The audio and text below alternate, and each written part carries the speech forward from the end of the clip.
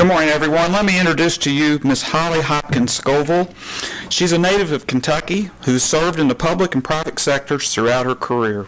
She worked in Washington under U.S. HUD Secretary Jack Kemp, served as a field representative in the 5th and 6th districts for U.S. Senator Jim Bunning, and was the executive director for the Rockcastle Industrial Development Authority before joining DBLLC. There are a lot of acronyms in her bio. I'll let her explain all those to you because I'm really not too sure, but I do know she has a real interesting discussion for us this morning.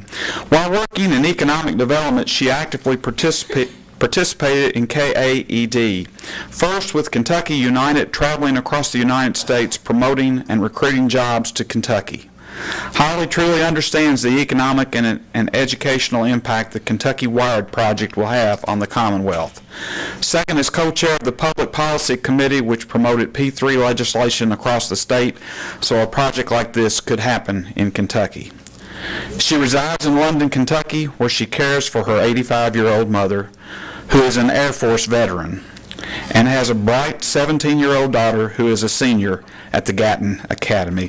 Help me welcome Miss Holly Hopkins-Scoville to our meeting this morning. Thank you.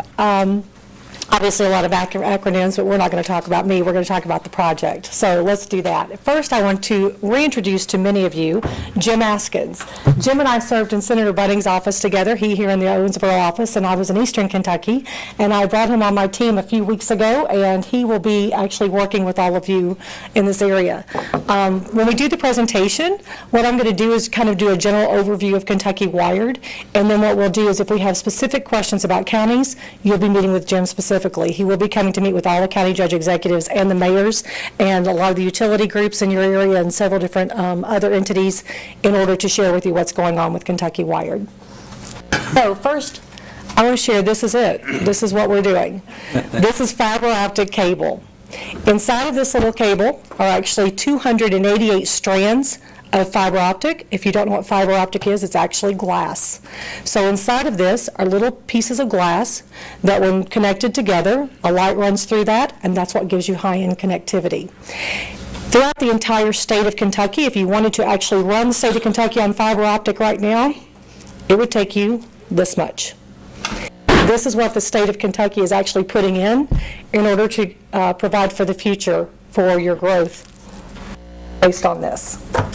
So let's talk about it. We are the Middle Mile Project, and what that term means is that we are actually laying the backbone of fiber. So this is not the last mile option. We'll talk about just a few of those things at the end of the presentation. This is the Kentucky Wired Project, and the NGKIH Design Build LLC, I'm going to apologize for immediately. That is what happens when you have a bunch of engineers that you're asked to name a project. So we call ourselves a DBLLC because it is way easier. This project had many names along the way. Next Generation Kentucky Information Highway, which is what that stands for, but is now known as Kentucky Wired, and that's what you'll hear it as for the remainder. This project is owned by the Commonwealth of Kentucky. In 2015, Governor Beshear and Congressman Rogers actually announced this project at SOAR, and this is a statewide project. They enacted an authority called KCNA, the Kentucky Communication Network Authority, that oversees this. They fall under the Department of Finance. Inside of that KCNA, they actually let their contracts and they hired what is now the DBLLC. The DBLLC is actually made up of a couple of companies. One of those is Ledcor, who both Jim and I are employed by. Ledcor also won the maintenance contract for this. So once this project is in, they will do the 30-year maintenance for this, for the Commonwealth over the course of those years. Black & Veatch is another company that works under our purview. And we are a 50-50 partner. Our office is in Lexington, Kentucky, and we sub out for the state of Kentucky. We are over all of the construction. Black & Veatch handle the majority of the engineering portion. Ledcor handles the construction portion of this project. We also enacted what we call, the third part of this P3 project, is the money side. That is the McCrary Group and several other entities that put together all of the bonds, and we'll talk about that in just a moment, and some of the other funding. And the middle group that is called the Operation Co-op, that is a board that has all of the interested parties that meet once a month to talk about this project and what's happening, what's going on with it. This is the very first P3 telecom project in the United States. Once this project is finished, Kentucky will be the very first state in the United States to have this capability. We are going into all 120 counties, and so the backbone will go across the state, the laterals will go into the state, and I'll show you that in a moment. So let me say that one more time. Kentucky will be the first state in the U.S. to have this capability. Exactly. That is a huge woo-hoo moment. Very rarely do we have the opportunity to say we're first. This is it. This is a $324.4 million project. 85% of this project is going aerial on existing poles. If this were all going underground, which most people ask me, that would be a B instead of an M, and we don't want to do that. So we are not in the pole business. We're not going to be adding any additional poles. We're actually going aerial on poles that are existing. Of that $224.4 million, $30 million came from the general fund from the state of Kentucky. $23.5 million of that came from ARC for the SOAR counties, so primarily eastern Kentucky. Congressman Rogers, as I told you, was one of the people that announced this project. And the other $370.9 million is in private bond funds. That's where the P3 portion comes in, and that's what P3 means. It means public-private partnership, and it's money coming from all different areas. So if you look at the state of the United States, the furthest part is around just over 2,600 miles. We are laying over 3,300 miles of fiber optic cable in the state of Kentucky. It is a massive endeavor. Of the 15% that's going underground for this project, the majority of that is actually in public right-of-way. A few areas in downtowns where we have to go underneath. Most of our underground is bored. You won't even know that we were there.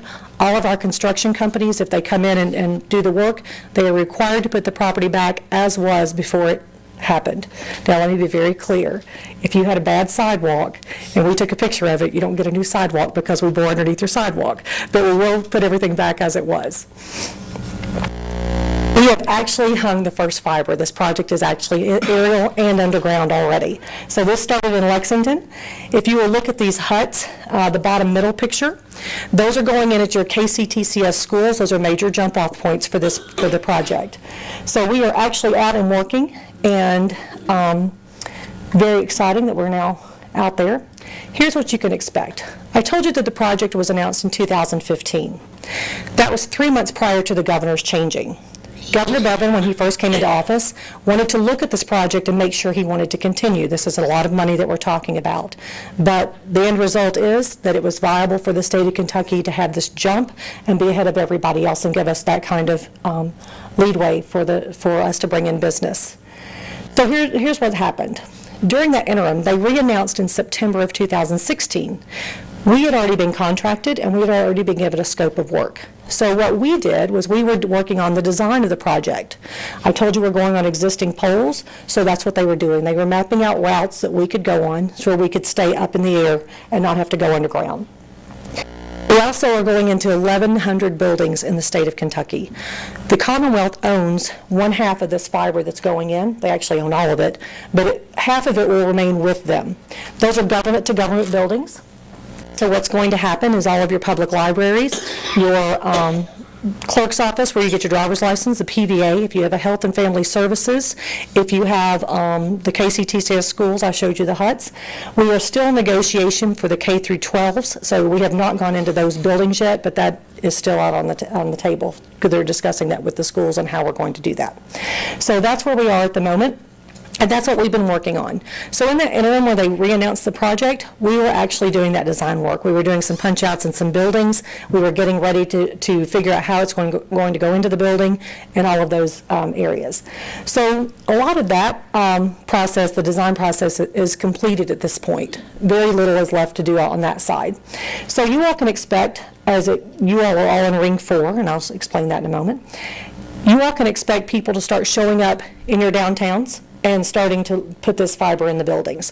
When they pull the fiber, that doesn't mean you're connected. It still has to connect back to the backbone. So that just means that we're getting ready for it. You'll start to see some crews with trucks.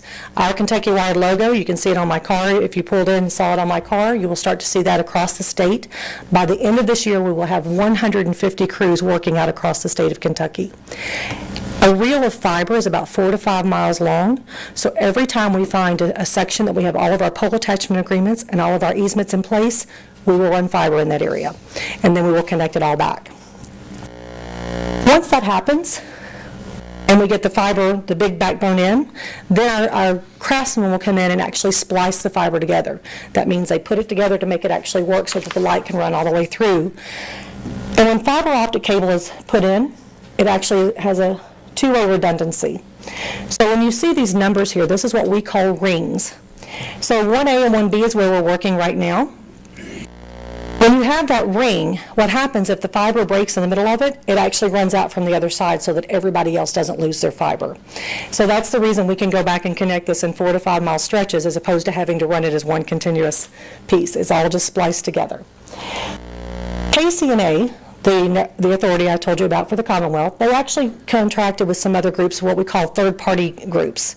So in your area, any of your counties that are part of the MuniNet, they are still in negotiation for that contract. We are hoping to have that finalized in the next few weeks so that you all will be able to know exactly what's going to happen there. So I'll use 1B for an example. In Eastern Kentucky, EKN won the contract. The DBLLC will run the backbone around it. We will also do the installation on the buildings on the small little laterals inside of all of the cities there. But EKN, they already own the poles. So they're going to run that backbone, those laterals off of our backbone down. So they're working at the same time we're working, just like Cincinnati Bell in Northern Kentucky is doing the same thing. So there's going to be fiber going up in different areas of the state all at the same time. And there are third-party deals all the way across the state of Kentucky. There are also some areas that already had fiber in Kentucky. KCNA is negotiating with those to actually, if the fiber works with ours, to actually use that fiber so that we can bring them into the system as well. This project was spurred specifically for economic development and for expanding education, two major factors in the state of Kentucky. You all heard from my bio. I actually was in economic development. I toured across the country recruiting jobs here. That was a major factor, is having good connectivity. High-end manufacturing, it is required to do that. I can share with you in some of the communities that already have fiber, people working from home rises exponentially. Usually your small businesses are what run your communities, and that's typically what they call 50 people or less. Micro businesses are amazing. They're 5 people or less, and you would be amazed what's happening in someone's home across the globe, and that's what this does. This connects you with the rest of the world. We also look to improve government service delivery because it is going government to government. It will be a much faster service inside of all of your offices. Enhancing public safety, improving health care. We're all aware of what's going on right now with the drug and opioid problems. We're hoping to get some connectivity healthcare through healthcare organizations to help bring that to an end as well. Enhancing connectivity for your communities. Those are discussions that you all will have inside of your own communities to decide what the last mile options are going to be for you. So how can you help? The biggest thing, and the reason that the construction company brought me on, is because there's nothing being communicated about this project. They announced it, and if you happen to miss those 2 announcements, you really didn't know what was happening. And that's the big deal. When I talked about these, and I'm going to go back to the map really quick for just a second. 1A, 1B, all of the easements that are done are completed there. We have a few holdouts. Those have all gone back to KCNA to decide what they're going to do with those, if we're going to go around those people or if we're actually going to do condemnation. The governor has given them the authority to do that. And 2, we have our row agents out right now. Those are called right-of-way agents. They actually are out seeking easements. One of the things that happens when you're in a project like this, most rural communities, everybody wanted electricity. So the utility companies don't always have easements. So were you going to say, no, I don't want your electric, or no, I don't want your telephone? Of course not. You wanted telephone and you wanted electric. But because we are going on their poles, we're required to get an easement. And what that means, as I told you, 85% of these aerial, we're just hanging fiber across the top. But it also means if the electric company or the telephone company, the poles that we're going on, ever decide to go underground, we have no option but to follow suit. So our easement does talk about if we ever go underground. I can assure you that we will never be the one that perpetuates that because it's too expensive. We can't go underground for this project. So that's what we're seeking in easements. What they're doing in 3, 4, and 5, those 3 rings, KCNA will be sending out a mailer to everyone that's on our route to let them know to expect our right-of-way agents. They can request more information, or they can just sign the checkbox and send it back and say, yes, we're going to give you an easement. We mail it to them, they sign it, they send it back. 98% of the easements that we sought in 1A, 1B, and 2 came back as signed. Most people understand how important this project is, and so they're willing to sign that easement.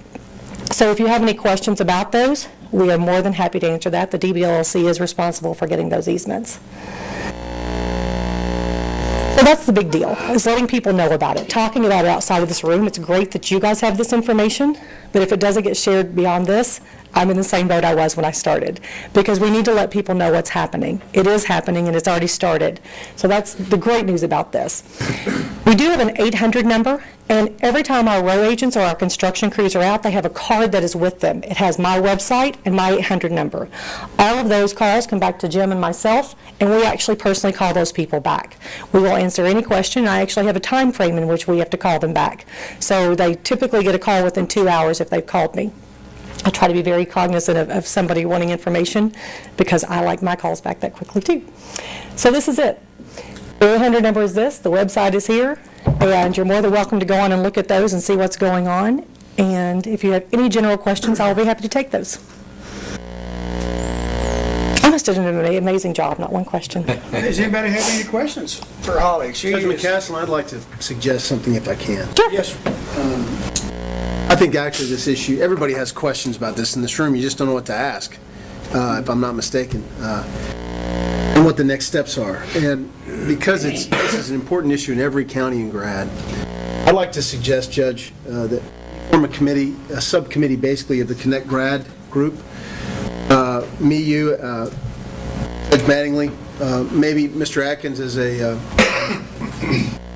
IT, and examine the possibilities for the GRADD region, either working as a region or what the potential models are for each county to eventually fully implement Kentucky Wired.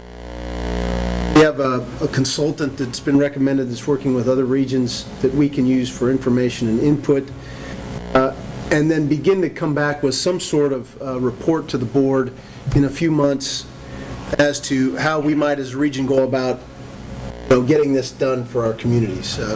Open to something like that? Judge, I think that's a very good suggestion. We need to go ahead and have some meetings and get on top of this, so when it is here available, we'll be ready for them. I agree. And we'll be appointing a board that'll be part of our Connect GRADD board or a branch of it. And I will mention, I apologize, I told you, Stan, I would do this. You all do have Connect GRADD. This actually will upgrade that service, so you actually can connect to this. I didn't go into all the detail about ISP providers and things like that I do in a normal situation, because Jim will cover that when he comes to your communities. So brilliant suggestion. That's what I usually tell everybody. The big thing you want to do, I did give Kim the Celerity's card that she's going to email to everybody, so that you all will all have that. But that's one of the things that I highly recommend, especially on your ad board. Find somewhere that is one group so that everybody can get the information and that you have someone to turn to when you have questions. And you're welcome to call me anytime, or Jim. Any other questions? Thank you all. Yes, sorry, you go right ahead. Speaking of easements, you mentioned 98% you were doing through the mail. No, I said 98% in 1A, 1B, and 2 had already come back. Okay. What is Signed. the actual date, or what are you forecasting? That is all changed, because we originally had planned, when I showed you those rings, those circles, we had originally planned to do 1A, 1B, light them up. But because we now have these holdouts that are saying no, I don't know what the process is going to be. KCNA and the Commonwealth will have to make that decision on whether they are going to go around them or whether they're going to condemn those. So now what we are doing, is every time we find a 4 to 5 mile stretch, we will be working in that area. So we're going to be working all over the state now, instead of just trying to do a ring at a time. I think you want to know, when do you plan to send out these letters for this? Oh, for KCNA, they should be coming out in the next couple of weeks. Those notices should be coming out. And then once those happen, the row agents will be allowed to visit them 3 times. Once they get the mailer, they're allowed 3 visits to get the easement, and then if we don't hear back, they will just go on the no list. Well, we have some, all cities, mayors also in attendance. As a small town mayor, what should they do? I am always, and I will tell you, I preached this the whole time I was with the federal government. I'm all about regional work, and I'm all about working with getting together as a community. So I would recommend it, especially if you have more than one city in your community, that you all join together and put a board and do exactly what you're talking about, and bringing it together to the larger board. Because I have several areas that are working regionally. They are 4 and 5 counties together that are talking about putting this fiber in all counties. I can share with you that Lexington Fayette Urban County is doing their own P3 project. It is a $200 million project for them. They are putting fiber in that they will own themselves. When we run this through their community, we will run another half of this that they will own by themselves. And they are running that to every business and every home in Fayette County. So the city of Richmond, Kentucky is doing the same. The city of Pikeville is doing the same. They're doing some regional things in Eastern Kentucky. There's 5 counties there. They're doing some regional things over on the right-hand, far eastern side of the state. The city of London is actually, they're buying fiber, but they're only running it to their industrial park at this point with the thought of expanding it later out to fiber to the home. So there's 1,000 ways to skin this cat. There are lots of different things. One of the things you can do with this project is that when you have fiber optic cable, you can actually microwave out 3 boxes. So you could start your project very small, let it pay for itself, in 2 years expand out to 1 box and move that one out further and just keep going that way. Lots of options, and that's the reason I recommend a consulting company to help you decide what is best for you. Your option may be that you don't want to do any of those and you prefer that AT&T or somebody else come in and they do it for you. So lots of ways to look at it. But I highly recommend that you work not individually but as groups. If a city did it, could they franchise where nobody else could come in and do it, compete with them? And I can't answer that question. That would be for KCNA. They have a legal department that could probably help you with that question. I can give you that number if you're interested in asking that question. And there are a lot of cities and counties that do have franchise fees. I shared this with the group earlier, but since the mayor's here, I will share that again. When it comes to franchise fees for this particular fiber, because KCNA, because the Commonwealth owns it and half of it's going government to government, there are no franchise fees, or there are no fees to be had from actually getting a franchise with them. Because even today, if they have, we'll just use AT&T as our example, if they have AT&T, the government actually reimburses them for what they pay. So once it goes government to government and they go on this system, there will be no exchange of money. It'll just be to those entities. Now, the other side of this, the open access network, franchise fees will come into play for that. Any other questions? I have one. Sure. I've got a son wearing me out, so, his internet access, it's so slow and he can't play his games.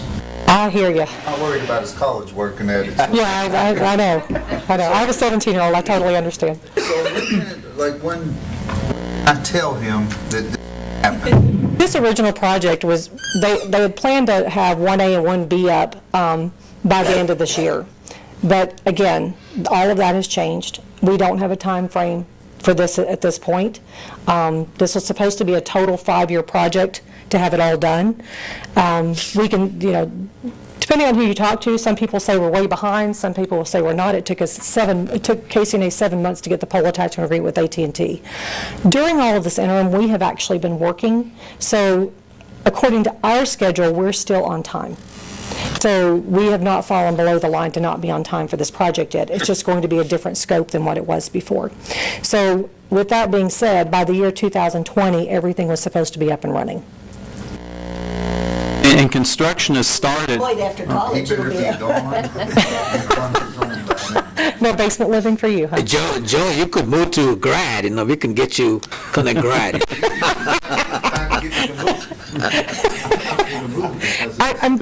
As much as a decision as that is for your son, I can assure you, when a company's looking at your area, it's a massive decision on whether or not they're going to bring a business here. Here in the GRADD region already, there is some things going on that you can see is the huts that are being installed both in Henderson and here in Owensboro. And, we've had crews out here, site preparation and doing all that now. So work is actually going on here in preparation for when the fiber is run to be able to, connect all that together. So things are actually going on here in the GRADD region. actual things you can see. And I know you'll have the rest of the agenda. I don't want to hog all your time. So I will end there, and if you have any other questions, we will be here when it's over, because I plan on eating Moonlight Barbecue, I believe. Awesome. Thank you all so much. Oh, thank you. From GRADD, you can drink your coffee in this. Yes, thank you very much.